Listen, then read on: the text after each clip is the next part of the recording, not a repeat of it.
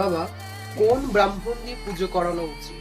শ্রীমদ্ ভাগবতমের দশম স্কন্ধের সপ্তম অধ্যায়ে ত্রয়োদশ শ্লোকে বলা হয়েছে, যে ব্রাহ্মণ অসূয়া অসত্য, দম্ভ, ঈর্ষা, হিংসা এবং অভিমান শূন্য, সেই ব্রাহ্মণ দ্বারা সদা সর্বদা পূজা করাবে।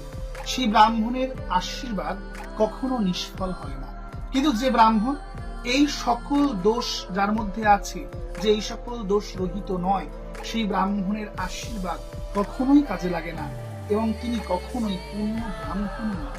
অর্থাৎ যে ব্যক্তিটি আমিষাদি ভোজন করছে, যে ব্রাহ্মণ পশু হত্যা করছে, আমিষ খাচ্ছে, অর্থাৎ তার মধ্যে হিংসা রয়েছে, সে হিংসা পরায়ণ, অর্থাৎ সে কখনোই পূজকের আসনে বসার যোগ্যই নয়, সে কখনোই পূর্ণ ব্রাহ্মণ নয়।